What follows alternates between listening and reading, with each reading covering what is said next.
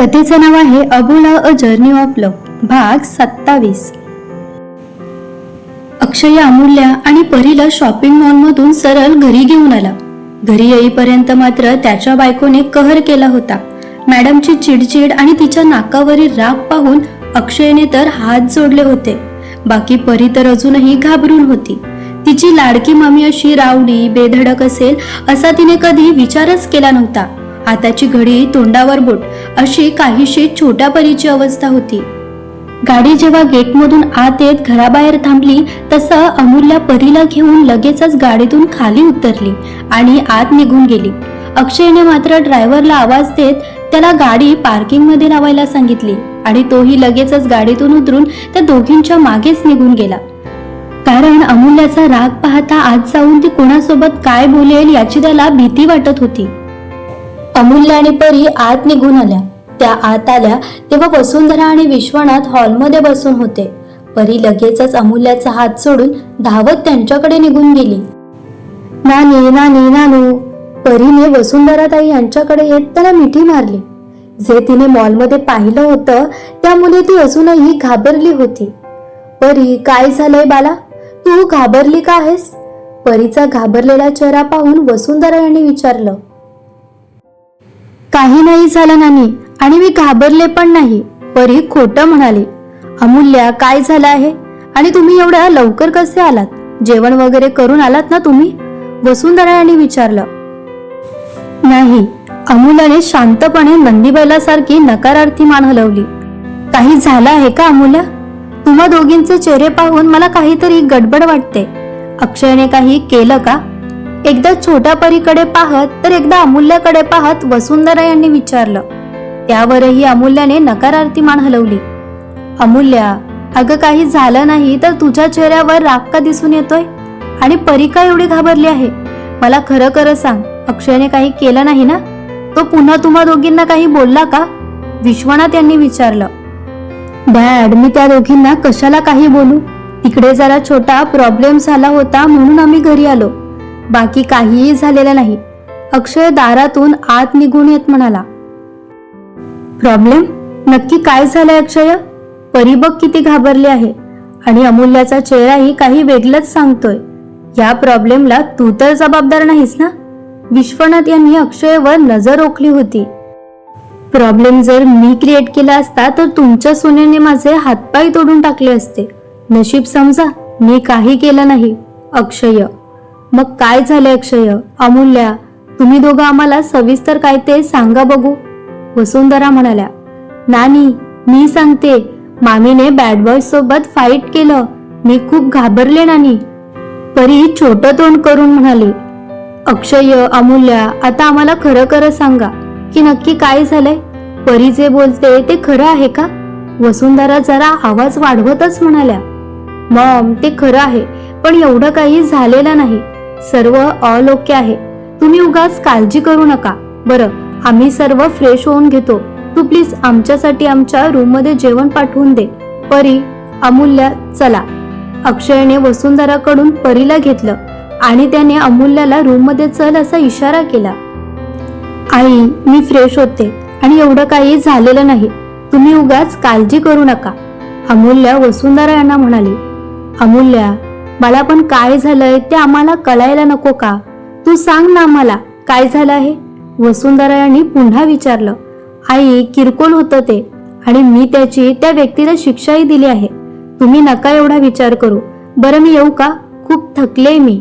अमूल्या, हो तू येऊ शकतेस, पण तू खरंच ठीक आहेस ना? वसुंधरा यांनी अमूल्याला जवळ घेत तिच्या गालावर हात ठेवून काळजीत विचारलं. तुमची सून काही कमकुवत नाही सासूबाई, अमूल्या हलकं हसत म्हणाली. म्हणून तर मला तुझी काळजी वाटते ना. तू अशी फाईट करून घरी येणार तर कोणत्या आईला काळजी वाटणार नाही सांग बघू? वसुंधरा, सॉरी, अमूल्या तोंड पाडत म्हणाली. सॉरी कशासाठी? मला माहिती आहे की अन्याय झाल्याशिवाय तू फाईट करणार नाहीस. असो, तू स्वतःसाठी लढली आहेस ना, मग मला काही तुझी काळजी नाही. जा, जाऊन फ्रेश हो. तुम्हा तिघांसाठी मी जेवण पाठवून देते. वसुंधरा, थँक्यू आई. अमूल्याने जरा रिलॅक्स होऊन वसुंधरा यांना मिठी मारली. वेडी, थँक्यू कशासाठी? आणि तसंही तू माझी फायटर सून आहेस. फक्त आता माझ्या मुलाशी फाईट न करता त्याला जवळ घे, म्हणजे तुमचं नातं नव्याने बहरेल. जा पल आता, मस्त फ्रेश हो आणि जेवण करून आराम कर. आणि हो, उद्या 5 परतावणीसाठी सुशील भाऊजी आणि दक्ष तुला घ्यायला येणार आहेत, त्यामुळे तुझं आवरून ठेव. वसुंधरा म्हणाल्या. हो आई, अमूल्य म्हणाली आणि त्यांच्या मिठीतून दूर होत आपल्या रूमकडे निघून गेली. अक्षय मात्र अजूनही तिथेच उभा होता. काय रे, तू का आता इथे उभा आहेस? फ्रेश व्हायला जातोस ना? अक्षयला अजूनही तिथेच उभं राहिलेला पाहून विश्वनाथ म्हणाले. हो म्हणजे जातो, पण ते सुशील काका, छोटे सासरे आणि दक्ष ते अमूल्याला घ्यायला का येणार आहेत? ती आता इकडे राहते ना? अक्षय. हो म्हणजे ती आपल्याकडेच राहते, पण तुला काय वाटतं, तिने इकडून जाऊ नये का? नाही म्हणजे तुझ्या चेहऱ्यावर 12 वाजलेले दिसतात म्हणून विचारतोय. आजकाल तुझी लक्षणं मला ठीक दिसत नाही. तू बरा आहेस ना? विश्वनाथ यांनी अक्षयचं निरीक्षण करत विचारलं. मी बराच आहे आणि माझी लक्षणंही ठीकच आहेत. फक्त तुमच्या लोकांची लक्षणं ठीक नाहीत, जी मला बरोबर कळतात. तुम्हा सर्वांचं काय सुरू आहे हे माझ्या बरोबर लक्षात येतंय. अक्षय. अरे ते लक्षात यायलाच हवं. तुझा संसार जो आम्हाला मार्गाला लावायचा आहे, आता तू तर पुढाकार घेणार नाहीस, मग आम्ही घेतला तर ते कुठे चुकीचं आहे? विश्वनाथ. तुमचं चूक आहे, कारण तुम्ही आमच्या संसारात उगाच ढवळाढवळ करतायत. आमचं काय ते आम्ही पाहून घेऊ ना? अक्षय. झालं तुझं, आता येतो. तसंही हातचा घास तोंडासमोरून पळून गेल्याशिवाय तुला त्याची किंमत कळणार नाही. विश्वनाथ. नशीब तुम्ही मला हे सांगितलं. धन्यवाद हा डॅड. बरं परीबाला चल, आपण आमच्या रूममध्ये जाऊया. चल चल. अक्षय छोट्या परीचा हात आपल्या हातात घेत म्हणाला. नाही मामा, मी तुझ्यासोबत तुमच्या रूममध्ये येणार नाही. मला मामीची भीती वाटते. मी आज मॉम आणि डॅडी जवळ जाणार. नानी, मी मॉम डॅडीकडे जाते. मला डॅडीला खूप काही सांगायचंय, परी म्हणाली आणि अक्षयचा हात सोडून नैना आणि मिहीरकडे निघून गेली. परी. अक्षयने परीला आवाज दिला, पण त्याचा आवाज घ्यायला ती तिथे होतीच कुठे? ती तर केव्हाच तेथून निघून गेली होती. अक्षय, तू नको तिच्याकडे लक्ष देऊस. ती कदाचित जरा जास्तच घाबरली असणार, म्हणून ती तुझ्यासोबत आली नाही. तसं नक्की काय झालं होतं? वसुंधरा यांनी पुन्हा विचारलं. एवढं काही खास नाही, मी माझ्या रूममध्ये जातोय. तू आमच्यासाठी जेवण पाठवून दे, अक्षय म्हणाला आणि तो आपल्या रूमकडे निघून गेला. अक्षय. अरे, वसुंधराताई त्याच्या जाणाऱ्या आकृतीकडे पाहत होत्या. वसुंधरा, तू नको टेन्शन घेऊस. तसंही आपण सकाळी परीला काय झालंय ते विचारूच. ती जरा घाबरली होती म्हणून तिचं तोंड बंद होतं, पण सकाळी बघ कसं रंगत सर्व सांगेल. बरं, तू त्या दोघांसाठी त्यांच्या रूममध्ये जेवण पाठवून दे. मी जरा रूममध्ये जाऊन पडतोय. आज जरा जास्तच थकलो आहे. विश्वनाथ म्हणाले. बरं तुम्ही जा, मी थोड्या वेळात येते, वसुंधरा म्हणाल्या आणि ते किचनमध्ये निघून गेल्या. तर विश्वनाथ आराम करायचं म्हणून आपल्या रूममध्ये निघून गेले. रात्रीचं जेवण वगैरे आवरून अक्षय बेडवर बसून त्याचं काम करत होता, तर अमूल्य सोफ्यावर बसून आपला मोबाईल हातात घेऊन त्यावर मेसेजने कुणाशी बोलत होती. आत्ता कुठे तिचा राग बऱ्यापैकी शांत झाला होता, म्हणून जरा तिचा चेहराही फ्रेश वाटत होता. त्यात मोबाईल चालवत असता तिच्या चेहऱ्यावर जी वेळोवेळी स्माईल येत होती, त्यामुळे पती परमेश्वर अक्षय मात्र शंकेने तिच्याकडे पाहत होते.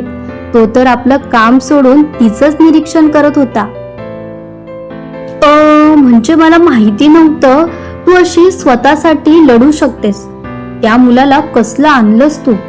अक्षय अमूल्याशी बोलायचा प्रयत्न करत होता, पण ती होती की तिच्या मोबाईल मध्ये एवढी अडकली होती की आपला नवरा आपल्याशी बोलतो याकडे सुद्धा तिचं लक्ष नव्हतं. पण तिचं आपल्या बोलण्याकडे लक्ष नाही हे पाहून मात्र तो हिरमुसला. पण ती आपल्याकडे जराही लक्ष न देता मोबाईल मध्ये काय करते हे मात्र त्याला आता जाणून घ्यायचं होतं, कारण मॅडम तर आता मोबाईल मध्ये पाहत हसत सुटल्या होत्या. मोबाईल मध्ये एवढं काय आहे जे मी बोलतोय याकडे सुद्धा तुझं लक्ष नाही? तिला मोबाईल मध्ये डोकावलेला पाहून अक्षय म्हणाला, पण आताही तिने त्याला 0 रिस्पॉन्स दिला. जे त्याला बिलकुल आवडलं नाही. आता तर त्याला तिचा राग येत होता. अमूल्या, तू मोबाईलमध्ये काय करत आहेस? मी बोलतोय ना तुझ्याशी. अक्षय जरा चिडून म्हणाला. हा, अबोला. अमूल्या म्हणाली. अबोला घाल तुझ्या चुलीत आणि मला सांग, मोबाईलमध्ये कोण आहे? अक्षयने विचारलं. माझा बॉयफ्रेंड. अमूल्या मोबाईलमध्ये पाहतच म्हणाली. तिचा चेहराही एकदम निर्विकार होता. काय? तिचं बोलणं ऐकून अक्षय मात्र ओरडलाच. आजचा भाग आवडला असेल तर लाईक, कमेंट्स व सबस्क्राईब करायला विसरू नका. चला तर पुढील भागात लवकरच भेटू. धन्यवाद.